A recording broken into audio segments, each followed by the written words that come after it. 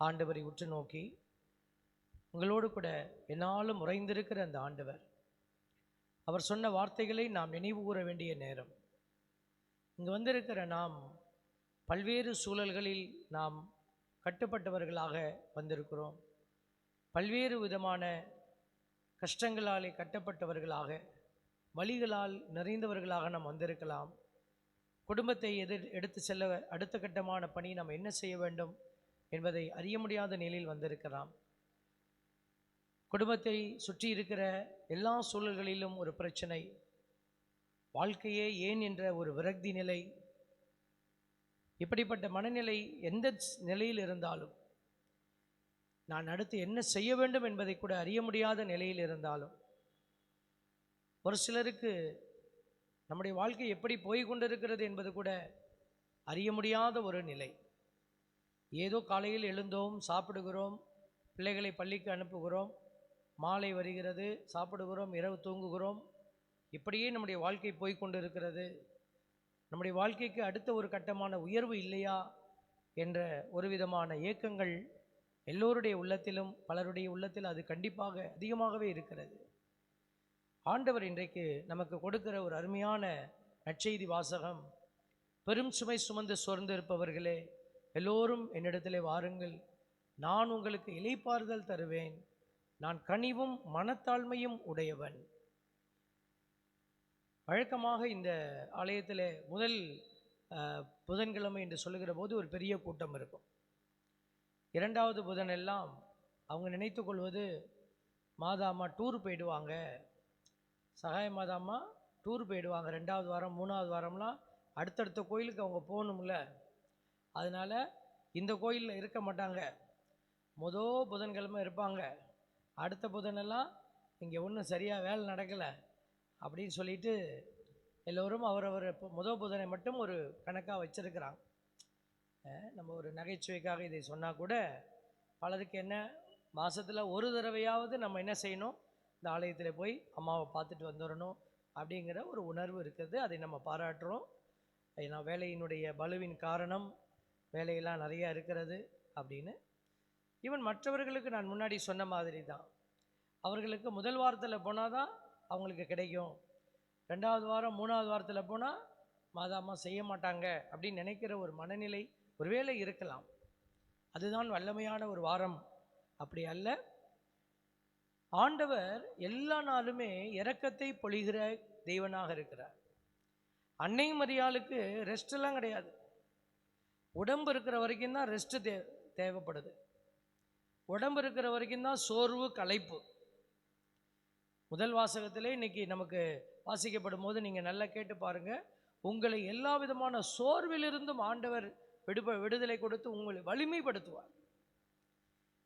இதுதான் இன்னைக்கு நற்செய்தியில் சொல்லப்பட்டிருக்கிறது. சுமை சுமந்து சோர்ந்து ஏண்டா வாழணும், இன்றைக்கே வாழ்க்கையை முடிச்சுக்கிட்டா நல்லா இருக்குமே, ஆனால் சாகக்கூடாது, செத்துட்டா நம்மளாம் வாழ்க்கையை முடிச்சுக்கிட்டா நரகத்துக்கு போயிடுவோம், அதனால் கடவுளாக பார்த்து சீக்கிரம் நமக்கு ஒரு முடிவை கொடுத்தா பரவாயில்ல. அதனால் வாழ்க்கையில் ஒரு விரக்தி நிலை, ஒரு வாழ முடியல, வாழ விருப்பம் இல்லாத ஒரு நிலை, அப்படிப்பட்ட மனநிலையோடு நிறைய பேர் வாழ்ந்து கொண்டு இருக்கிறோம். அப்படிப்பட்ட நிலையில் இருக்கிற பிள்ளைகள் கோயிலுக்கு வந்தால் நிம்மதியாக இருக்குது ஃபாதர், வீட்டுக்கு போனால் ஒரு வெறுப்பாக இருக்குது. ஏன் அந்த நிலை? ஏன் வீட்டில் என்ன நடக்கிறது அதை அறிந்து கொள்ள முடியல.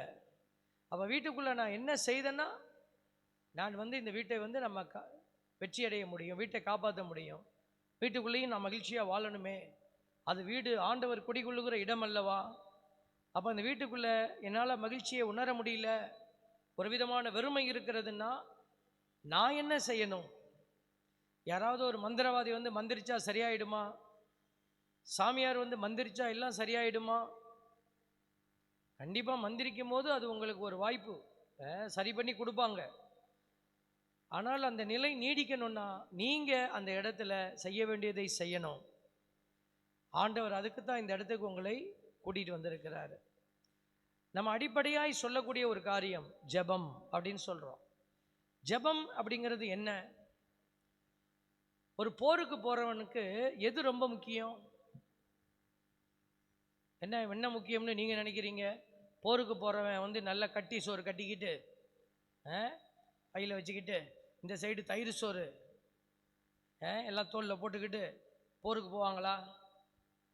போருக்கு போகிறவங்களுக்கு என்ன இருக்கணும்? முக்கியமான பொருள் கட்டி சோறும் தயிர் சோறுமா? என்ன இருக்கணும்? கையில் ஆயுதம் இருக்கணும், வாள் இருக்கணும், கேடயம் இருக்கணும். இப்போல்லாம் வந்து அது கிடையாது. இப்போ கன் இருக்கணும், AK-47 இருக்கணும், அவருக்கு வெஸ்ட்மேன்ஸ் இருக்கு, ப்ரூஃப் இருக்கணும், புல்லட் ப்ரூஃப் ட்ரெஸ் இருக்கணும். பாருங்களேன்.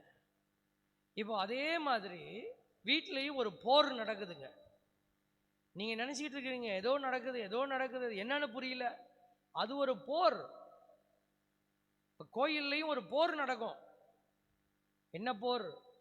நன்மைக்கும் தீமைக்குமான போர். இதில் சாமியார் என்ன செய்யணும்? ஒவ்வொரு பங்குலையும் இந்த தீமையை பார்க்குற போது உடனே என்ன செய்யக்கூடாது? நான் கதறி அழுதுகிட்டு பக்கத்து பங்கில் இருக்கிற சாமியார்கிட்ட போய், சாமி என்னை ஜெபிச்சு விடு சாமி, பங்கில் இருக்கவே முடியல சாமி, பல பேர் வந்து பலவிதமாக பேசுகிறான், அப்படி சொல்ல முடியுமா? அல்லது யார் யார் பங்கில் நமக்கு எதிராக செயல்படுறாங்க, யார் யார் நம்ம கழுத்தை பிடிச்சி நெரிக்கிறாங்கன்னு பார்த்து பேரெல்லாம் எழுதிட்டு கேரளாவில் போய் மலையாள மந்திரவாதியை பார்க்கலாமா? Praise the Lord, praise the Lord. ஆண்டவரோட இருக்கிறவங்கெல்லாம் வலதுகிற முயற்சி சொல்லுங்க, ஹல்லேலூயா. நான் வீட்டில் இருக்கிறேன் சாமி, ஆண்டவரோட இருக்க எனக்கு விருப்பமே இல்லை, ஹல்லேலூயா. நான் என்ன கேட்டேன்னு உங்களுக்கு கேட்டுட்டு தான் சொன்னீங்களா? ஆண்டவரோடு இருக்க எனக்கு விருப்பமே இல்லை, நான் இங்கே இல்லை, நான் வீட்டில் இருக்கிறேன் அப்படின்னு சொல்லி கேட்குறேன். நீங்கள் அப்பையும் சொல்கிறீங்க, பார்த்தீங்களா? அப்போது முதல்ல என்ன வரணும்? நமக்கு உணர்வு வரணும், நான் எங்கே இருக்கிறேன். ஜென் புத்திசம்னு ஒன்று கேள்விப்பட்டிருக்கீங்களா? புத்தர்களில் அந்த புத்த மதத்தில் இருக்கக்கூடிய அந்த அவங்களுக்கு பேர் தான் ஜென்னு சொல்லுவாங்க, அந்த மத துறவிகளுக்கு. அவங்க ஒரு என்னது யோகாசன பயிற்சி சொல்லி கொடுக்குறாங்க. அங்கே ஜென் துறவிகள் வந்து சொல்லி கொடுக்குற ஒரு தியான முறை பயிற்சியில் அவங்க என்ன சொல்கிறாங்க, அடிப்படையில் என்ன சொல்கிறாங்கன்னா, முதல்ல நீ எங்கே இருக்கிறன்னு நீ உணர்வோடு இரு, என்ன செய்கிறியோ அதை உணர்ந்து செய். Praise the Lord. இப்போ இங்கே தான் இருக்கிறோம். இப்போ அங்கே ஒரு குழந்தை அழுவும் பொழுது அங்கே பார்க்குறோம். யாராவது திடீர்னு வந்துட்டாங்கன்னா அவங்க போய் நல்லா உடுப்பை ஆட்டி எடுத்து நல்லா தொடச்சிட்டு உட்கார்ற வரைக்கும் பார்க்குறது. உட்கார்ந்தோன்னே தான் இனிமேல் பார்க்க அங்கே ஒன்றும் இல்லை, சரி ஆண்டவர்கிட்ட வருவோம். இப்போ நம்ம யோசிச்சு பாருங்க, உங்கள் மனநிலை ஒருங்கிணைக்கப்பட்டதாக இருக்குதா? இல்லை. அதனால தான் அந்த தியான நிலை என்ன சொல்லுது அப்படின்னா, நீ சாப்பிடும்போது சாப்பிட்றோன்னு நினச்சிக்கிட்டே சாப்பிடு. அதனால தான் சொல்கிறோம், சாப்பிடும்போது டிவி பார்க்காத. சாப்பிடும்போது டிவி பார்த்தீங்கன்னா என்ன நடக்காது? இந்த உணவு உனக்கு பலிக்காது, உணவு உன் வயிற்றில் போய் விஷமாக மாறுது, அது ஒரு உணர்வற்ற ஒரு பொருளாக உள்ளே போகுது, நீ விரும்பி சாப்பிடலை. பாருங்க, வழிபாட்டுக்குள்ளே உள்ளே வரும்போது இப்படி தான் இருக்கணும். ஏன்? நீ உணர்வுள்ள பிள்ளையாக மாறு. அவங்க எவ்வளோ தூரத்துக்கு சொல்கிறாங்க, தூங்கும் போது நான் தூங்குறேன், இது தூங்குற நேரம் அப்படின்னு நினச்சி தூங்கு, அப்போ தூக்கம் வரும். கோயிலுக்கு வரும்போது இது ஜெபிக்கிற நேரம், நான் ஜெபம் பண்ண போகிறேன், என் ஆண்டவரோட பேச போகிறேன், நான் ஆண்டவரோடு இருக்கணும். இப்போ நான் உங்களோட பேசிகிட்டு இருக்கிறேன், என்னை பார்க்க வரீங்க, நான் பேசிகிட்டு இருக்கிறேன், நீங்கள் என்னோட பேசிகிட்டு இருக்கிறீங்க, ஒரு முக்கியமான விஷயத்த சொல்லிக்கிட்டே இருக்கிறீங்க, நான் வந்து அப்படின்னு பார்த்துக்கிட்டே இருக்கிறேன்னா பேசுகிறவங்களுக்கு எப்படி இருக்கும்? சாமியார் நம்ம பேசுகிறதே கேட்க மாட்டேங்கிற. ஒரு ஃபாதரை நான் பார்க்க போனேன், புத்தாண்டுக்கு விஷ் பண்ணலான்னு போனேன். அவர் வெளியில் நின்றுக்கிட்டு இருந்தாங்க. ஃபாதர் இறந்துட்டாங்க, ஆண்டவரோட இருக்கிறாங்க, அவங்க ஆண்டவரோட இருக்கட்டும். அப்போ அந்த ஃபாதர் வந்து என்னோட நான் போனேன், இன்னொருத்தோட பேசிக்கிட்டு இருந்தாங்க ஒரு ஃபேமிலியில். நான் போனோடனே, வாயா ஆல்பர்ட்டு வா, நல்லா இருக்கியா? அவர் பேசிகிட்டே இருக்கிறார், பக்கத்தில் வந்து நிற்கிறவர். கேணி நோண்டிட்டேன் சாமி, கேணி நோண்டி இப்போ தண்ணி கொஞ்சம் வந்திருக்கு சாமி அப்படி சொல்லிக்கிட்டே இருக்கிறாரு. நான் போயிட்டேன். போனோடனே அவர் கேணி நோண்டிக்கிட்டே இருக்கிறாரு. அவர் உடனே ஃபாதர் என் பக்கம் திரும்பிட்டார். அப்புறம் என்னை கேட்கும்போது நான் என்ன சொல்ல முடியும்? அதில் அங்கே கேளுங்க அப்படி சொல்ல முடியுமா? இல்லை ஃபாதர், சும்மா விற்று பார்த்துட்டு விஷ் பண்ணிவிட்டு புத்தாண்டு வாழ்த்து சொல்லிட்டு போகலான்னு வந்து ஸ்வீட்டெல்லாம் வாங்கிட்டு வந்தீங்க. அவர் கேணி கதையை விடலை, அவர் சொல்லிக்கிட்டே இருக்கிறாரு. அப்புறம் நான் என் கதையை நான் சொல்லிக்கிட்டு இருந்தேன். வந்த ஃபாதர் அப்படியே வந்தேன், இப்போ பார்த்துட்டு போகலான்னு வந்தோம் அப்படின்னு என்கிட்ட நான் பேசிக்கிட்டே இருக்கிறேன். அப்புறம் கேணி அப்புறம் எப்படி வேலை செய்கிற மாதிரி இருக்குதா அப்படின்னாரு. இப்போ எனக்கு பிரச்சனை ஆயிடுச்சு, நான் பேசுகிறதா நிப்பாட்டிக்கிறதா? அப்புறம் அங்கேயும் பார்த்துக்கிறாரு, என்னையும் பார்த்துக்கிறாரு. இதில் இன்னும் வேடிக்கை என்னென்னா, 3வது ஆள் உள்ளே வந்துருச்சு. ஒரு பிள்ளையை கூட்டிகிட்டு வந்துட்டாங்க. நாங்கள் 2 பேரும் பேசிக்கிட்டு இருக்கிறோம், 3வது ஆள் அங்கே பேசுகிறாரு. அவர் திறமையை நினச்சி நான் பாராட்டுறேன். ஒரே நேரத்தில் 3 பேரை அட்டன் பண்ணுறாரு. ஆனால் நமக்கு எப்படி இருக்கும்? நம்ம பேசுகிறது அவர் கேட்கல, அப்போ பேசுகிறது வேஸ்ட்டு. ஸோ நமக்கு மூளை கொஞ்சம் ஜாஸ்தியாக இருந்ததுனால அவங்க எவ்வளோ நேரமாக பேசிக்கிட்டு இருந்தாங்கன்னு தெரியல. கேணி வெட்டுறவர் கதையை முடிக்கவே இல்லை. அந்த வந்தவங்க அவங்க பிரச்சனையை சொல்லிக்கிட்டே இருந்தாங்க. அவர் அவங்களையும் பேச வச்சுட்டு என்னையும் அட்டன் பண்ணிக்கிட்டு அப்படியே ரவுண்டு கட்டிக்கிட்டு இருந்தார். நான் பார்த்தேன், இதுக்கு மேலே நின்னோம்னா நம்ம கிளம்பெல்லாம் போயிடுவோம், சாமி போயிட்டு வரேன் அப்படி சொல்லிட்டு நான் வந்துட்டோம். இப்போ பாருங்கள், ஒரு காரியத்தை செய்கிற பொழுது அதில் ஒரு ஒருமைத்தன்மை, அதோடு ஒன்றித்து நிற்கிறார். இப்போ கை கும்பிட சொல்கிறோம்ல, கோயிலுக்கு வந்தால் கை கும்பிடணும். சாமி கும்பிடும் போது கை கும்பிடுன்னு சின்ன பிள்ளைகளெல்லாம் நம்ம அடிக்கிறோம், கை கும்பிடு. நீங்கள் கை கும்பிட்றீங்களா? யோசிச்சு பாருங்க. நம்ம கையை கட்டிக்கிறோம், கையிலன்னா பின்னாடி கீழே வச்சுப்போம். ஆனால் சாமிக்கு எல்லா நேரமும் அப்படி வச்சுருக்க முடியாது. ஆனால் நம்ம ஜெப நேரத்தில் நம்ம எல்லாரும் கண்களை மூடி ஆண்டவரை கூப்பிடுவோன்னு சொல்லும்போது கை இப்படி இருக்கணும். இப்போ ஒரு சில சபைகள் எல்லாம் வந்து அவங்க வேறு மாதிரி கும்பிட்றாங்க, கையை பின்னாடி கட்டிக்கிறாங்க. அது எப்படி, எனக்கு லாஜிக் எனக்கு தெரியல, நான் தெரியாமல் சொல்லக்கூடாது. அவங்களுக்கு என்ன விளக்கம் கொடுக்குறாங்க எனக்கு தெரியல. ஏன்னா நான் ஒரு வீட்டுக்கு போயிருந்தப்போ ஜெபிக்க சொன்னாங்க, எல்லாருமே பின்னாடி கையை கட்டியிருந்தாங்க. எனக்கு ரொம்ப கோவம் வந்துருச்சு. நமக்கு பின்னாடி கட்டியிருந்தா, என்னோட கையை பின்னாடி கட்டிட்டு நிற்கிற, பெரிய மாப்பிள்ளை மாதிரியே நினைப்பா அப்படின்னு சொல்லுவோம் இல்லையா? எனக்கு அந்த நினைப்பு தான் வந்துச்சு, மரியாதை இல்லாமல் நிற்கிறாங்களோன்னு. அதுக்கப்புறம் தான் நான் யோசித்தேன், எல்லாருமே பின்னாடி வச்சுருக்கிறாங்களே, இது என்னது? அப்புறம்தான் அவங்க ஒரு சபைக்கு போகிறவங்க, அவங்க வந்து ஒருவேளை அவங்க ஆர்டர் அப்படியா இருக்கலாமோ தெரியும். ஆனால் நமக்கு இந்த கோயில்களில் வந்து நம்ம ஜெபிக்கிறது போது கையை கும்பிட சொல்கிறோமே, இந்த கை இணைகிற போது ஒரு கை நீங்கள், ஒரு கை கடவுள். கடவுள்கிட்ட நீங்கள் சொல்கிறீங்க, ஆண்டவரே நான் உங்களோட இணைய விரும்புகிறேன். அப்போ கையை கும்பிடும்போது ஆட்டோமேட்டிக்காக மனசு ஒன்றிக்குது. அதனால தான் நம்ம கையை கும்பிட சொல்கிறோம். கரங்கள் இணைகிற போது உள்ளமும் ஒன்றிக்குது. அதனால தான் கல்யாணத்து அன்னைக்கு எதை கொடுத்தீங்க நீங்கள்? முதல்ல சாமியார் என்ன சொன்னார்? உங்கள் மோதிரங்களை மாற்றிக்கொள்ளுங்கள் அப்படி சொன்னாரா? முதல்ல வலது கரங்களை சேர்த்து பிடியுங்கள். சில பேர் கல்யாணத்தில் பிடிக்கவே மாட்டான். ஒரு கல்யாணத்தில் சொல்கிறோம் வலது கையை சேர்த்து பிடிப்பான்னா அவன் எப்படி திரும்பி பார்க்குறான். நான் சொன்னேன், வேறு யாரும் வச்சிருக்கிறியாப்பா, பொண்ணு கையை பிடிப்பா அப்படின்னு. அதில் பார்த்தீங்கன்னாக்க சொல்லாத லாஜிக்லாம் யாரோ திணிச்சு வச்சுருக்குறாங்க. சாமியார்களே செய்யும்போது கொஞ்சம் வேதனையாக தான் இருக்குது. வலது கை இடது, 2 பேரும் வலது கை தான் கொடுக்குறோம். அப்போ வலது கை கொடுக்கும்போது யாருடைய கை மேலே இருக்கணும், யாருடைய கை கீழே இருக்கணும்? கரங்களை சேர்த்து பிடிங்கன்னு சொல்லும்போது யாருடைய கை மேலே இருக்கணும்? பொண்ணோட கை மேலே இருக்கணுமா, ஆணோட கை மேலே இருக்கணுமா? பொண்ணோட கையா? பெண்கள் சொல்லுவாங்க என்னோட கை, ஆம்பளைங்க சொல்லுவாங்க என்னோட கை.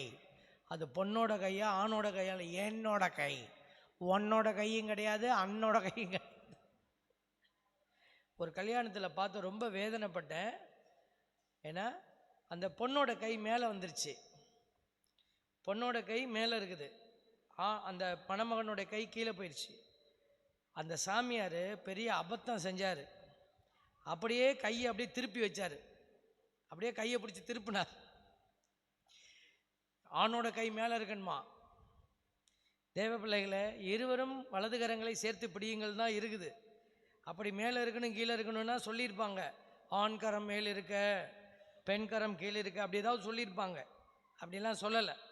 அதனால் சேர்த்து பிடிங்கன்னா கை குலுக்கும் போது யாருடைய கையும் மேலே இருக்காது. கை கொடுக்கும்போது ஷேக் ஹேண்ட் பண்ணும்போது யாருடைய கையும் மேலே இருக்காது. பார்த்துருக்கீங்களா? 2 பேர் கை ஈக்குவலாக இருக்கும். இதுதான் நாட்டு தலைவர்கள் எல்லாம் கை குலுக்கிக்கிற ஒரு அடையாளம். அப்போது இந்த கரங்கள் இணைவது என்பது எதனுடைய அடையாளமாக அங்கே வைக்கப்படுகிறது? மனங்களின் இணைப்பு. மனங்கள் இணையலை அப்படின்னா, நாங்கள் இப்போ இந்த கோயிலை இது எனக்கு பொறுப்பை கொடுக்கும்போது நற்கருணை பேழையினுடைய சாவியை எங்ககிட்ட கொடுப்பாங்க. வார்த்தைப்பாடு கொடுக்கும்போது நாங்கள் எதோட கை கோக்குறோம்? இந்த ஆலயத்தோட கை கோக்குறோம். அப்போது இந்த ஆலயத்தோட என்னுடைய இதயம் இணையணும். குருவானவர் இந்த ஒரு குறிப்பிட்ட காலத்துக்கு இந்த ஆலயத்திற்கு நாங்கள் திருமணம் செய்யப்பட்ட அந்த உறவை போல இணைக்கப்பட்டிருக்கிறோம். எல்லாத்துக்குமே லாஜிக் ஒன்று தான், ஆனால் அதனுடைய வழிமுறைகள் வேறுபடுது. அதே போல தான் பிள்ளைகளே, நீங்களும் திருமணத்தில் இணைக்கப்பட்டிருக்கிற விதமாக ஒன்றித்திருக்கணும். அதே போல் கோயிலுக்கு வரும்போது கையை கும்பிட்டு கடவுளோடு ஒன்றித்திருக்கணும். அப்படி ஒன்றித்திருக்கிற போது உங்கள் மனம் லயிக்கிறது.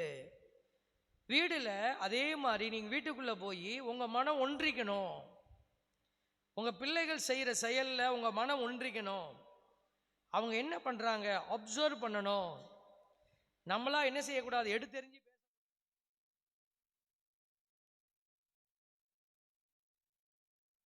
அவங்க செய்கிற சின்ன சின்ன செயல்களில் அவங்க தவறி போகிற விஷயங்கள் வெளிப்படும். சின்ன சின்ன காரியங்களில் அவர்களுடைய உயர்வு வெளிப்படும். இதை ஒரு தாய் கவனிக்கணும், இதை ஒரு தந்தை கவனிக்கணும். கணவனினுடைய செயல்பாட்டை மனைவி கூர்ந்து கவனிக்கணும், மனைவியின் செயல்பாட்டை கூர்ந்து ஒரு கணவன் கவனிக்கணும். சந்தேக கண்ணோடு கவனிக்கணும்னு நான் சொல்லலை. எல்லா விதத்திலையும் நீங்கள் அவங்க மேலே அக்கறையாக இருந்து கவனிக்கணும். அதுதான் ஒன்றிப்பின் அடையாளம். நீங்கள் அவர்களோட வாழ்கிறீங்கிறதுக்கு அடையாளம் அதுதான். அப்போ நீங்கள் அவங்கள பார்க்கும் போதே அவங்களுக்கு என்ன தேவைங்கிறத நீங்கள் சொல்லணும். என்னை சுற்றி இருக்கிற என்னுடைய ஊழியர்கள் பாருங்கள், நல்ல ஊழியர்களாக இருந்தாங்கன்னா நான் அப்படி கண்ணை காட்டுனா அவங்களுக்கு தெரியணும் நான் என்ன கேட்குறேன் அப்படின்னு. இதுதான் ஒன்றிப்பின் அடையாளம். அப்போது இந்த குடும்பங்களில் நீங்கள் பிளவுபட்டு நின்னீங்க அப்படின்னா, ஒன்றிக்க முடியாத மனநிலையில் நின்னீங்க அப்படின்னா நீங்கள் என்ன செய்யணும்? நீங்கள் டெய்லி ஒரு அரை மணி நேரமாவது, அரை மணி நேரம் முடியாது சாமி, 15 நிமிஷமாவது செல்ஃபோனில் டைம் வச்சுட்டு கண்ணை மூடி உட்காரணும். உட்கார்ந்து எல்லாத்தையும் மண்டையில் இருக்கிற எல்லா குப்பையும் வெளியில் தள்ளணும். அமைதியாக உட்காரணும். ஏன்னா 15 நிமிஷத்தில் உனக்கு பெல் அடிக்கும், செல்ஃபோனில் பெல் அடிக்கும். அது வரைக்கும் நீங்கள் என்ன பண்ணணும்? அப்போ மனசை கட்டுப்படுத்தி மண்டைக்குள்ளே வர எண்ணத்தெல்லாம் வெளியில் தூக்கி போட்டுட்டு இயேசுவை மட்டுமே நினைக்கணும். இயேசுவேன்னு உள்ளத்துக்குள்ளே சொல்லிக்கிட்டு மனசில் சொல்லிக்கிட்டே அமைதியாக உட்கார்ந்துருக்கணும். நீ என்ன வார்த்தையை சொல்கிறீங்களோ அதையே நினைக்கணும். இயேசு உன் வீட்டுக்குள்ளே வராரு, திரும்பி மூச்சு வெளியில் போகுது, திருப்பி இயேசு உள்ளே வராரு, திருப்பி மூச்சு வெளியில் வர்றீங்க, இயேசு மீண்டும் உள்ளே வரார். இதை தான் தியானம்னு சொல்கிறாங்க. அட்லீஸ்ட்டு இதையாவது நீங்கள் செய்யணும். இதை செய்யும்போது உங்களுக்குள்ள இந்த ஒருமனப்படக்கூடிய ஒரு உள்ளம் கிடைக்கும். அப்போது உங்களுக்கு இந்த கணவனை உற்று பார்க்கிற பலன் கிடைக்கும், மனைவியை பார்க்கிற, பிள்ளைகளை உற்று பார்க்கிற. இந்த தியானத்தை நீங்கள் செய்கிற அமைதியில் ஆண்டவரோடு இருப்பது, அதுதான் இது. அமைதியில் நீங்கள் எப்போ ஆண்டவரோடு இருக்க பழகிக்கொள்கிறீங்களோ அப்போ உங்கள் சலனப்பட்ட உள்ளம் தெளிந்த நீரோடை போல மாறும். அப்போது உங்கள் சுமை எது, உன்னுடைய சுமை, உண்மையான சுமை எது? தேவையில்லாத சுமையெல்லாம் தூக்கி வச்சுக்கிட்டே இருப்போம். நம்ம பார்க்குறோம், வெளியில் பார்க்கும்போது நம்ம எல்லாம் ஓகே. இப்போ ரோட்டுக்கு போகிறீங்க, சாலையில் ஒரு சில மனநிலை பாதிக்கப்பட்டவர்களை நீங்கள் பார்ப்பீங்க. அந்த மனநிலை பாதிக்கப்பட்டவர்கள் என்ன செய்வாங்க? பலவிதமான குப்பைகளை அள்ளி அவங்க தோளில் சுமந்துக்கிட்டு போவாங்க. நாம் அவங்கள பார்த்து சிரிப்போம். அவர்கள் மனநிலை பாதிக்கப்பட்டவர்கள். நாம் எல்லாம் சரின்னு சொல்லிக்கிட்டு இருக்கிறோம், ஆனால் உண்மையில் நம்மளும் பல பேர் மனநிலை பாதிக்கப்பட்டவர்கள். நம்ம எல்லாத்தையும் வீட்டில் கொண்டு போய் ஒழிச்சு வச்சுருக்கிறோம். வீட்டில் ஒழிச்சு வச்சுருப்போம், மாடியில் ஒழிச்சு வச்சுருப்போம், இதெல்லாம் தேவையான்னு கேட்டால் தேவைன்னு சொல்லுவோம். அங்கே ரோட்டில் செயல்படுகிறவரை போல் நம்மளும் மனசுக்குள்ளேயும் நிறைய என்ன செய்கிறோம், குப்பைகளை வச்சுருக்கிறோம். மனசு குப்பையாக மாறி இருக்கிறது அப்படிங்கிறதுனுடைய வெளிப்பாடு எங்கே இருக்குது? உங்கள் வீட்டுக்குள்ளே போய் இருக்கிற பொருள்களை உற்று பாருங்கள். ஒவ்வொரு பொருளையும் பார்த்து கேளுங்க, நீ இங்கே இருக்கணுமா, இது இந்த இடத்துக்கு தேவையா அப்படின்னு கேட்டு பாருங்கள். உங்கள் மனசு சொல்லும் இது தேவையில்லை. அப்புறம் ஏன் இதை இங்கே வச்சுருக்கிற? உன் மனசு குப்பை, அதனால் உன்னுடைய இல்லம் குப்பையாக இருக்குது, உன்னுடைய கிச்சன் குப்பையாக இருக்கும். டாய்லெட்டுக்குள்ளே போனீங்கன்னா டாய்லெட்டு காலை வைக்க முடியாது, அப்படி தான் இருக்கும்.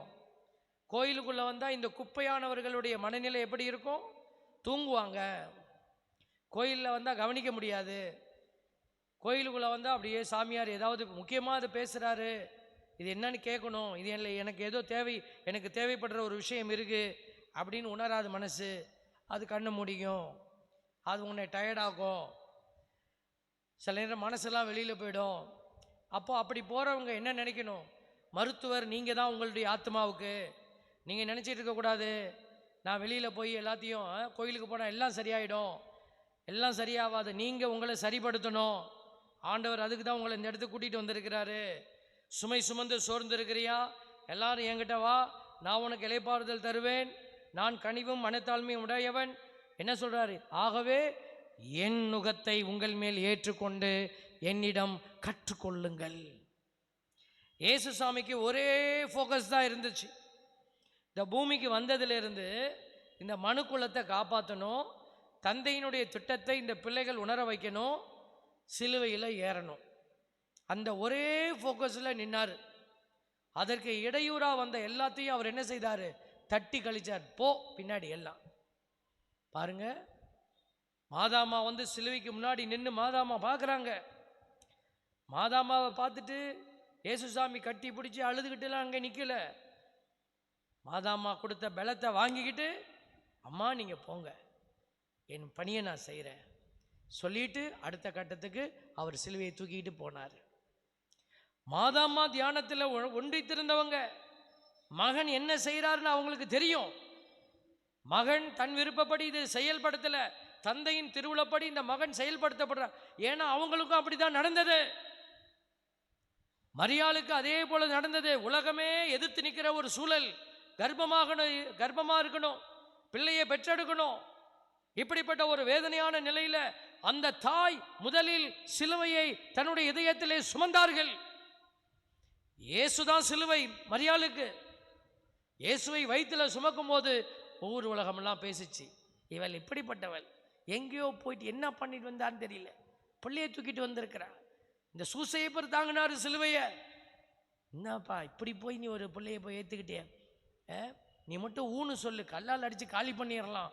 எத்தனை நண்பர்கள் சொல்லியிருப்பாங்க சூசையப்பர்கிட்ட.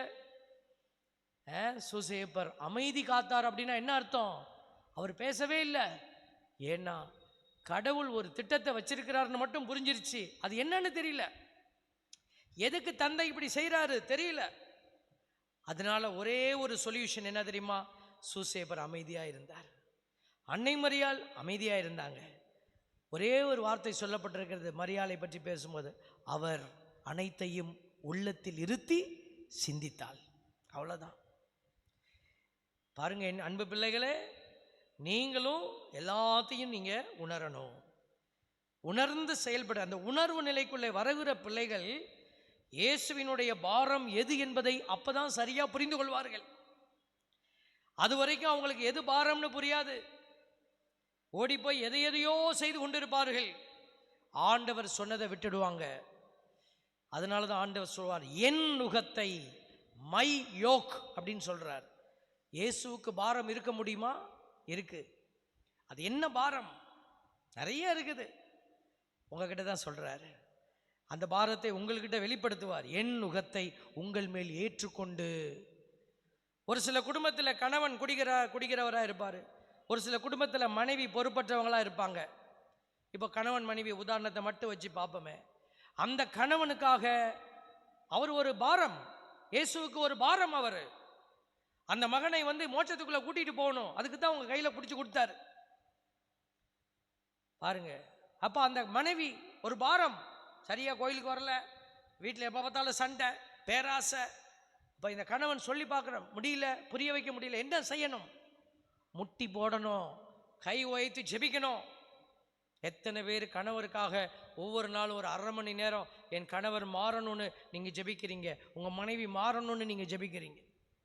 பிள்ளைகள் சரியில்லைன்னா ஊரெல்லாம் போய் புலம்புறோம், என் புள்ள வீணா போயிட்டான், என் புள்ள வீணா போயிட்டான், என் புள்ள வீணா, என் புள்ள நாசமாக போயிடுச்சு. சாபத்தை அள்ளி நீங்களா கொட்டுறீங்க. வெளியிலேருந்து வர சாபம் பத்தலை, தாய் தந்தையே சாபத்தை கொட்டி அந்த பிள்ளைகளை இன்னும் குழியில் தள்ளி, இது விளங்காது, இது ஒன்றுத்துக்கு உதவாது, இது படிக்காது, இது பெயிலாக போயிடுச்சு, இது நாசமாக போயிடுச்சு. பாருங்க, இப்படி சொல்றதுனால ஒரு பிள்ளைகள் உயர்வார்களா? இல்லை, அவர்கள் புதைந்து கொண்டே இருக்கிறார்கள், புதைந்து கொண்டே இருக்கிறார்கள். அவங்கள புதைக்கிறது யாரு? பெத்த தாய், பெத்த தந்தை. பாருங்க, அப்போ அந்த பிள்ளைகளுக்கு நம்ம என்ன செய்யணும்? ஏதோ பத்தலை, அந்த குழந்தைக்கு, அந்த மகனுக்கு, அந்த மகளுக்கு ஏதோ சக்தி பத்தலை. அதை யாரு கொடுக்கணும்? அப்பா அம்மா கொடுக்கணும். சோறு கொடுக்குற வாய்க்கு, சோறு கொடுக்குற, ட்ரெஸ் போட்டு விடுற, எல்லாம் நல்லா இருக்குது.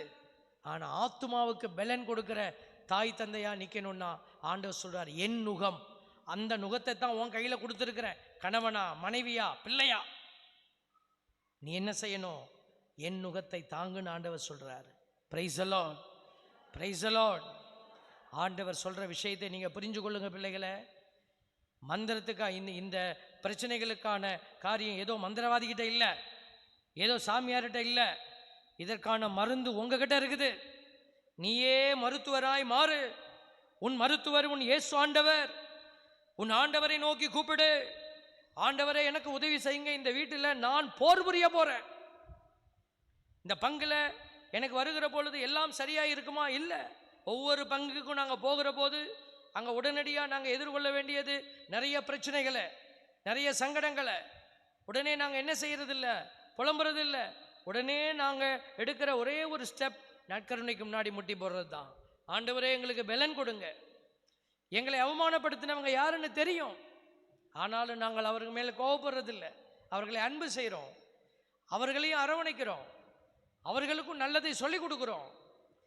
ஏன் அவர்களையும் ஆண்டவர் கூட்டி சேர்க்க விரும்புகிறார். பிரைஸ் தி லார்ட், ஹல்லேலூயா. குடும்பத்தை சிதைக்க அல்ல, ஆண்டவர் கூட்டி சேர்க்க உங்களுக்கு இந்த பலனை தராரு.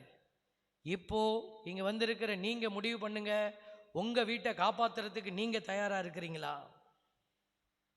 தயாராக இருக்கிறீங்களா? நான் தயாராக இருக்கிறேன். என் வீட்டை காப்பாற்றிங்க, அடுத்த வீட்டுக்கு போக வேண்டாம். உன் வீட்டை காப்பாற்றுறதுக்கு நீ தயாராக இருந்தீன்னா உன் வலது கரத்தை உயர்த்தி சொல்லுங்க, ஹல்லேலூயா. கொஞ்சம் பேர் கை தூக்கலை, கொஞ்சம் பேர் கை தூக்கலை. நான் திருப்பி கேட்குறேன், உங்கள் வீட்டில் நடக்கிறது ஒரு போர். இந்த பங்கில் நான் உட்காரும் போது எனக்கு எதிராளிகள் நிற்கிறாங்கன்னா அது ஒரு போர். பிசாசு கொடுக்கிற ஒரு தீமையின் அடையாளம், அது ஒரு போர். தீமைக்கும் நன்மைக்குமான போர். இந்த போர் புரிய ஆண்டவருக்கு உகந்த பிள்ளைகள் வேணும். போய் தீயவனோட கை கோத்துக்கிட்டு கயிறு கட்டிக்கிட்டு பிசாசோட போய் நீ நிற்கக்கூடாது. தாயத்தை கட்டிக்கிட்டு பிசாசோட போய் நிற்கக்கூடாது. நான் உன்னோட கான்ட்ராக்ட் போட்டுக்கிறேன், என் வீட்டை விட்டுடு. இல்லை, ஆண்டவரோடு நிற்கிற பிள்ளைகள் ஆண்டவர் கொடுக்கிற படைக்கலன்களை அணிந்து கொள்வார்கள். பார்த்தீங்களா அந்த வார்த்தையை? பார்த்தீங்களா? ஆண்டவர் கொடுக்கிற படைக்கலன்கள் எது? ஜெபம். நீ ஜெபிக்கிற பொழுது ஆண்டவர் உனக்கு சக்தி கொடுப்பாரு. அந்த ஜெபத்தில் தான் உனக்கு அடுத்தடுத்து கட்டங்கள் என்ன செய்யணும், எப்படி துதிக்கணும், ஜெபிக்கணும், இந்த காரியத்தை எந்த வார்த்தையால் அடிக்கணும், எல்லாத்தையும் ஆவியானவர் சொல்லி கொடுப்பாரு. அந்த போர் புரிந்து உங்கள் வீட்டை காப்பாற்றுறதுக்கு நீங்கள் ரெடியானு நான் கேட்குறேன். இந்த பங்கை காப்பாற்ற நான் உங்களை கேட்கல. இந்த பங்கை காப்பாற்றுறதுக்கு என்னால், நான் இங்கே வந்தேன், கை தூக்குனேன், ஆண்டவர் எனக்கு எல்லாத்தையும் காட்டினாரு. ஆனால் என் பலன் பத்தலை, என் பலன் எனக்கு பத்தலை. நான் ஒரு பலவீனனா நிற்கிறேன். நான் ஒருத்தர், இங்கே இருக்கிற குருக்கள் 1-2 பேர் ஜபிக்கிறது பத்தலை. அதனால் ஆண்டவர் சொன்னார், இந்த பங்கில் ஒரு தியானத்தை வை. இதோ இந்த நாட்களில் இரட்சகர் சபை குருக்கள் 1 வாரம் எங்கள் பங்குகளை சந்தித்து, பங்கு குடும்பங்களை சந்தித்து எல்லோரையும் அழைப்பு கொடுத்தாங்க. இந்த போருக்கு நீ தயாராக வா, உன்னை தயார் பண்ணுறோன்னு சொன்னாங்க. அந்த அழைப்பின் பேரில் போன ஞாயிற்றுக்கிழமையிலிருந்து வருகிற சனிக்கிழமை வரைக்கும் மாலை வேளையில் 6 மணியிலிருந்து 9:30 மணி வரைக்கும் போருக்கான பயிற்சி நடக்கிறது. Praise the Lord. உங்களுக்கு அந்த பயிற்சி வேணும்னா நீங்களும் வரலாம். இல்லை சாமி, நாகினி நந்தினி மோகினிலேயே சொல்லி தரா சாமி கணவனை எப்படி கைக்குள்ளே வைக்கிறதுன்னு. சீரியல் பார்த்து ஜெயிச்சிடலாம் அப்படின்னு நம்புறவங்க சொல்லுங்க பிரைஸ் தி லார்ட். சீரியல் பார்த்து ஜெயிச்சிருவீங்களா? ஒரு அம்மா தலையாட்டுறாங்க. சீரியல் பார்த்தா சிரிச்சிரும். எல்லாரும் சிரிக்கிறாங்க பார்த்தீங்களா? அதுதான் நடக்கும். கடைசியில் எல்லாரும் நம்மளை பார்த்து சிரிப்பாங்க.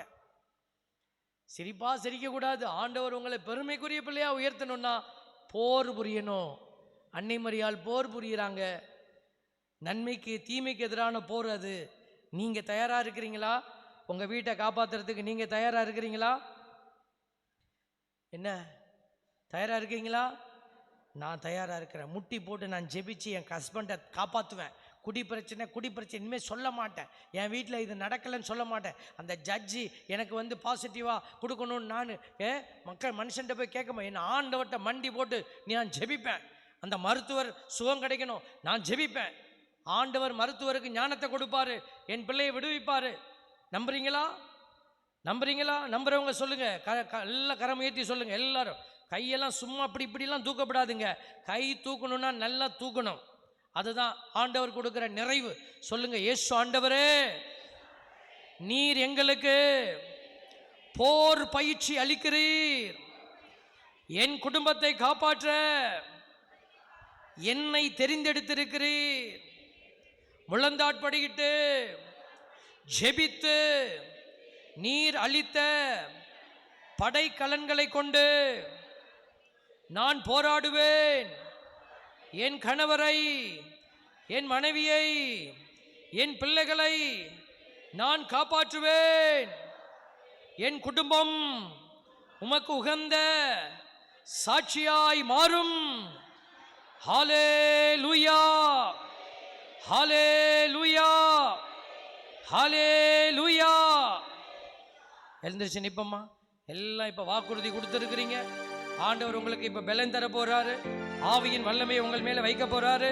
அவர் கிருபைகளால் உங்களை நிரப்ப போறாரு. அவர் வெறுமனே வந்து நிற்கிற தெய்வம் இல்லை. இப்போ அசைவாடுதல் இந்த இடத்துல நடக்குது. உன்னை நோக்கி ஆவியானவர் வந்துட்டே இருப்பாரு. நீங்க என்ன செய்யணும்? கண்ணை மூடி கையை தட்டி பாட்டு பாடு, துதி. அவர் உன்னை நிரப்பிக்கிட்டே இருப்பார். ஆமென். யாக்கோப்பை போல நான் போராடுவேன், எலியாவை போல நான் ஜெபித்திடுவேன். விடமாட்டேன், யாக்கோப்பை போல நான் விடவே மாட்டேன். கரங்களை தட்டி நல்லா உற்சாகமா தட்டணும். நல்லா சொங்கி மாதிரி தட்டக்கூடாது. கடவுளுக்கு கொடுக்கிற ஒவ்வொரு தட்டும் பலமா உழுவணும். வார்த்தை பலமா வெளியில வரணும். யாக்கோபை போல ஆண்டவர் உன்னை உயர்த்துவார். யாக்கோப்பை போல நான் போராடுவேன், எலியாவை போல நான் ஜெபித்திடுவேன். யாக்கோப்பை போல நான் போராடுவேன், எலியாவை போல நான் ஜெபித்திடுவேன். விடமாட்டேன், யாக்கோப்பை போல நான் விடவே மாட்டேன். யாக்கோப்பை போல நான் போராடுவேன், எலியாவை போல நான் ஜெபித்திடுவேன். யாக்கோபை போல நான் போராடுவேன், எலியாவை போல நான் ஜெபித்திடுவேன். ஆண்டவரே, உம்மை விடவே மாட்டோம் ஆண்டவரே. ஆமென். உம்மை விட்டால் யாரிடத்திலே செல்வம் ஆண்டவரே? நம்பி வந்த பிள்ளைகள் கதறுகிற நேரம் நீர் ஜெப ஆவியின் வல்லமை என் பிள்ளைகள் இதயத்திலே வைப்பீராக.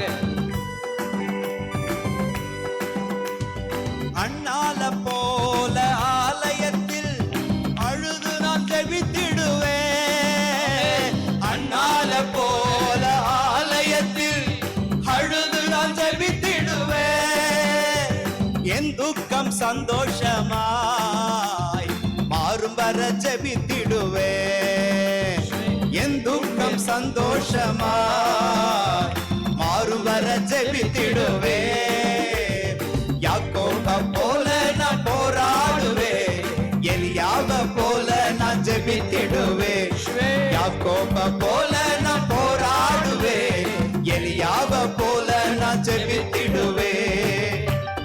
ஆண்டவர் ஜெப ஆவியை உனக்கு ஊற்றி உன்னை போராட வைத்து உன்னை வெற்றியடைய வைக்கிறவர், உன்னை ஜெயிக்க வைக்கிறவர். உன் குடும்பத்தை ஆண்டவர் வெற்றி பாதையிலே வழிநடத்த போகிறார். ஆண்டவருக்கு நன்றி சொல்லி துதிங்க.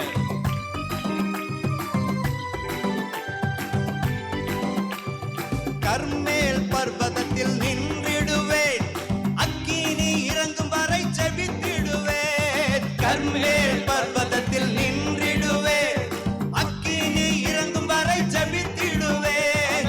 எலியாவின் தேவனே இறங்கி வாருமையா, எலியாவின் தேவனே இறங்கி வாருமையா. யாக்கோப போல நான் போராடுவேன், எலியாவ போல நான் ஜெபித்திடுவேன்.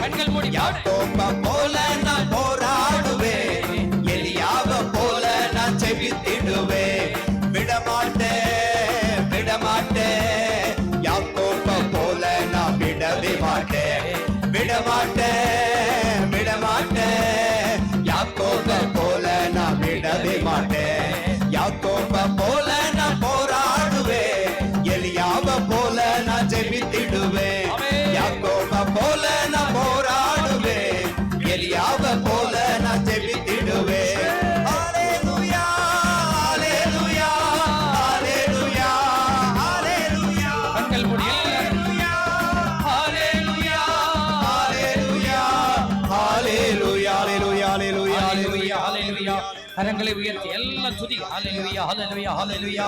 ஆண்டவர் உனக்கு அபிஷேக வரத்தை, படைக்கலன்களை ஆண்டவர் இதயத்திலே வைக்கிறார். ஹல்லேலூயா ஹல்லேலூயா ஹல்லேலூயா ஹல்லேலூயா.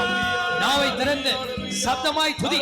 ஆண்டவரே சொல்லு, ஆண்டவரே என் வீட்டுக்கு போராளியாய் நான் நிற்பேன், என் வீட்டை வெற்றியடைய செய்கிற போர் புரிகிற போர் வீரனாய் நிற்கிறேன் அப்பா, என்னை அந்த ஆவி பலப்படுத்தட்டும் என்று சொல்லி எல்லாம் துதிங்க. ஹல்லேலூயா ஹல்லேலூயா ஹல்லேலூயா ஹல்லேலூயா. வல்லமையின் ஆவியானவர் உன் இதயத்திலே ஊற்றப்படுகிறார். உச்சந்தலையிலிருந்து உள்ளங்கால் வரை உனக்குள்ளே போராடுகிற வல்லமை கொடுக்கிற பரிசுத்த ஆவியின் வல்லமை ஊற்றப்படுகிறது. துதி. படிக்கிற பிள்ளைகள் இந்த இடத்துல போராட முடியாமல் தவிக்கிறீங்க. வேலை செய்கிற பிள்ளைகள் வேலை செய்கிற இடத்துல என்னால போராட முடியல. வேலை செய்கிற பிள்ளைகள் வேலை செய்கிற இடத்துல போராட முடியாம தவிக்கிறீங்க. ஆண்டவர் உனக்கு அந்த இடத்துல போராடுகிற வல்லமையை தருகிறார். ஹல்லேலூயா ஹல்லேலூயா. ஆண்டவர் உன்னை பின்னாலே ஓடுவதற்கு அல்ல, தோற்று ஓடுவதற்கு அல்ல. குடும்பத்திலே நீ தோற்று போன பிள்ளை அல்ல. ஆண்டவர் உன்னை வெற்றியடைய உதவி செய்கிறார். ஹல்லேலூயா ஹல்லேலூயா ஹல்லேலூயா ஹல்லேலூயா. இயேசுவேன்னு கூப்பிடு, இயேசுவேன்னு கூப்பிடு, தூய ஆவியானவரேன்னு கூப்பிடு. குடி பழக்கத்துல சிக்கி தவிக்கிற பிள்ளைகள் இந்த இடத்துல நிக்கிறீங்க. ஆவியானவர் உனக்குள்ளே அதை எடுத்து கையாளுகிற, அதை வெற்றியோடு கூட வெறுத்து தள்ளுகிற அந்த வல்லமையை உனக்குள்ளே வைக்கிறார். ஹல்லேலூயா ஹல்லேலூயா ஹல்லேலூயா ஹல்லேலூயா. துதி துதி. பிள்ளைகளை சபித்தது போதும், பிள்ளைகளை ஒப்பு கொடுங்க. பிள்ளைகளை ஒப்பு கொடுத்து இந்த மகனை இந்த மகளை நான் இனிமேல் சபிக்க மாட்டேன், இனிமேல் என் பிள்ளையை நான் திட்ட மாட்டேன், என் பிள்ளைக்காய் நான் முழந்தாள் படியிட்டு ஜெபிப்பேன். ஞானத்தின் ஆவி அவருக்கு கிடைக்க வேண்டும் என்று ஜெபிப்பேன். என் பிள்ளை படிக்க மாட்டேங்குது, என் பிள்ளை படிக்க மாட்டேங்குது. நான் பலரிடத்திலே சொல்லி என் பிள்ளை அவமானப்படுத்தி இருக்கிறேன். இனிமேல் நான் சொல்ல மாட்டேன். என் பிள்ளைக்காக நான் போராடுவேன். அறிவையும் ஆற்றலையும் கொடுக்கிற என் ஆண்டவர் என் மகனை என் மகளை ஆசீர்வதிக்க போகிறார். வெளி தேசத்திலே இருக்கிற அந்த பிள்ளைகளுக்கு இங்கிருந்து உன்னால் வல்லமையை கொடுக்க முடியும். வெளி தேசத்தில் இருக்கிற உன் கணவனை மனைவியை இங்கிருந்து நீ பலப்படுத்த முடியும். கண்களை மூடி ஒப்பு கொடுத்து செபி. நீ எந்த காரியத்தை குறித்து கவலைப்படுகிறாய் அந்த காரியத்தில் அக்கறையாய் செபி. துதி. ஆண்டவர்கிட்ட ஒப்பு கொடு. ஆண்டவர் உனக்காய் போரிட போகிறார். ஆண்டவர் உனக்காய் போரிட போகிறார். தெய்வம் உனக்காய் போரிட போகிறது. இயேசுவின் வல்லமை உன்னை துதிக்க அழைக்கிறது. இயேசுவின் வல்லமை உன்னை ஆசீர்வதிக்கிறது. இயேசுவின் வல்லமை உனக்குள்ளே பலத்தின் ஆவியை வைக்கிறது. ஹல்லேலூயா ஹல்லேலூயா ஹல்லேலூயா ஹல்லேலூயா ஹல்லேலூயா ஹல்லேலூயா ஹல்லேலூயா. நன்றி நன்றி நன்றி நன்றி நன்றி தகப்பனே. நன்றி பரிசுத்த பிதாவே. பிள்ளைகளை ஆசீர்வதிக்கிற தெய்வமே உமக்கு நன்றி செலுத்துகிறோம் ஆண்டவரே. நன்றியோடு துதிக்கிறோம் ஆண்டவரே, நன்றியோடு துதிக்கிறோம் அப்பா. கண்ணீரோடு விதைக்கிறவன் பெருமகிழ்ச்சியோடு அறுவடை செய்வான் என்று சொன்னீங்களே தகப்பனே. என் பிள்ளைகள் குடும்பத்தை நினைத்து தங்கள் வாழ்வில் ஏற்பட்ட தோல்விகளை நினைத்து கவலையோடும் கண்ணீரோடும் நிற்கிறார்கள் அப்பா. இந்த இடத்துல ஒரு சில பிள்ளைகள் குற்ற உணர்ச்சியோடு நிற்கிறார்கள். நான் இதை செய்யாமல் போனேனே. ஆவியானவர் உனக்கு உணர்த்துகிறார். நீ இப்படி ஒவ்வொரு நாளும் ஒரு 10 நிமிடம் உன்னுடைய வீட்டில் இருக்கிற அந்த குறைவுபட்ட மகனுக்காக மகளுக்காக நீ முழங்கால் படிக்கிட்டு ஜெபித்திருந்தால் போதும் பிள்ளைகள், அந்த பிள்ளைகள் உயர்ந்திருப்பார்கள். ஆண்டவர் உனக்கு உதவி செய்வார். ஆண்டவர் அளிக்கிற படைக்கலன்களை அணிந்து கொள்ளுங்கள் என்று ஆண்டவர் உங்களுக்கு கற்றுத் தருகிறார். ஆண்டவர் உனக்கு பலன் தருகிறார். சோர்ந்து போன இதயங்களை பலப்படுத்துகிறார். பலத்தின் ஆவி உனக்குள் ஊற்றப்படுகிறது. ஆண்டவரோடு இணைந்து போர் புரிகிற பரிசுத்த வல்லமை உனக்குள் கொடுக்கப்படுகிறது. பரிசுத்த ஆவியானவரே, இரக்கத்தின் ஆவியானவரே, பலத்தின் ஆவியானவரே, உயிர்ப்பின் ஆவியானவரே, எங்கள் வாழ்வின் ஆவியானவரே, எங்களுக்குள்ளே தீயவன் விதைக்கிற எல்லா தந்திரங்கள், தீமையினுடைய எண்ணங்கள், பேசக்கூடாத வார்த்தைகள் ஆண்டவரே நாங்கள் பேசி நின்றோம். எல்லாவற்றையும் தூய ஆவியானவர் உடைத்து போடுகிறேன். இனிமேல் எங்களுக்குள்ளே ஒரு புத்துணர்ச்சி, இனிமேல் நான் ஒரு புதிய உறவோடு வாழ்வேன், புதிய மகளாக மாறுவேன். எனக்குள்ளே எழுந்த அந்த தீய எண்ணங்களை உடைத்தறிவேன். இனிமேல் நான் பிசாசுக்கு ஊழியம் செய்கிறவன் அல்ல, பிசாசுக்கு ஊழியம் செய்கிறவள் அல்ல, என் ஆண்டவருக்கு ஊழியம் செய்கிற பிள்ளை. ஜெபத்தாலே என் குடும்பத்தை வெற்றியடைய செய்வேன். ஜெபத்தாலே குருக்களை உயர்த்தி பிடிப்பேன். ஜெபத்தாலே என் ஆண்டவருடைய ஊழியத்தை தாங்குவேன். ஆண்டவர் உனக்கு உதவி செய்வார் பிள்ளை. ஆண்டவர் கொடுக்கிற பலத்தாலே நிரப்பப்பட்டிருக்கிறீர்கள். ஆண்டவர் உன்னை வெறுமையாய் விட போவதில்லை. வீட்டில் போய் இதே போல ஒவ்வொரு நாளும் 10 நிமிடம் நீ கரம் உயர்த்தி ஜெபித்தால் போதும், உன் தேவன் உன் வீட்டை ஆசீர்வதிக்க போகிறார். உன் வீடு இதோ சமாதானம் அமைதியில் நிலை பெற போகிறது. மனிதர்களை தேடி செல்ல தேவையில்லை. மருத்துவராய் இருக்கிற தேவன் உன்னை மருத்துவராக்கி உன் வீட்டுக்குள்ளே விடுதலையின் அடையாளத்தை உன் வழியாய் எடுத்து செல்கிறார். தெய்வம் கொடுக்கிற இந்த அபிஷேக விடுதலைக்காக நன்றி செலுத்தி விளந்தாள் படியிட்டு நம் ஆண்டவரை துதித்து பாடுவோம்.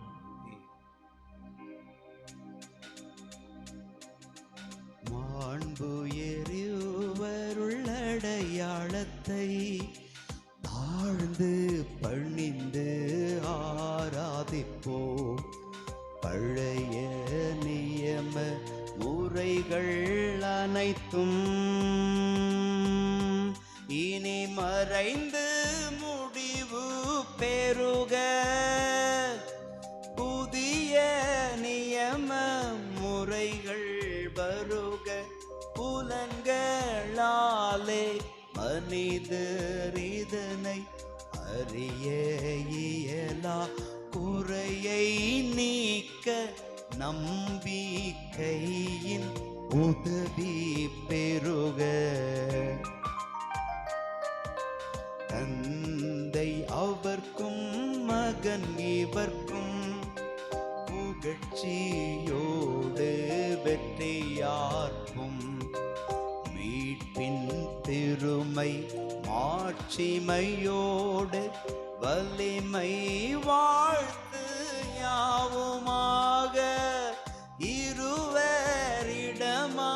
வருகின்றவராம் தூய ஆவி ஆனவர்க்கும் அளவில்லாத சம புகழ்ச்சி என்றுமே உண்டாகுக.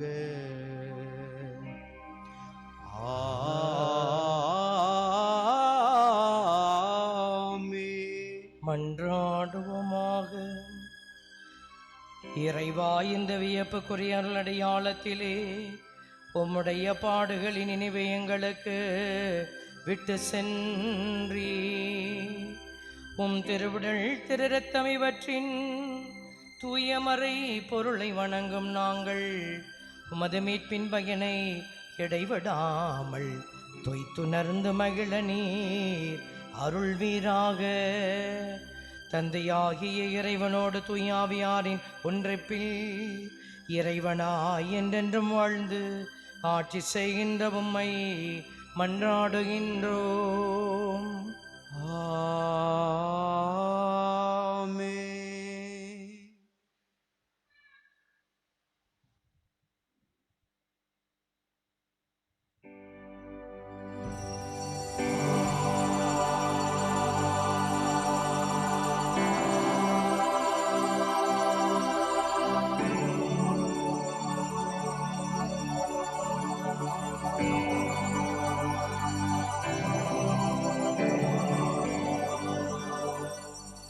எல்லோரும் கைகளை மேலே உயர்த்தி நன்றி இயேசுவே, சத்தம் உயர்த்தி நன்றி இயேசுவே, இன்னும் சத்தம் உயர்த்தி நன்றி இயேசுவே, நன்றி இயேசுவே.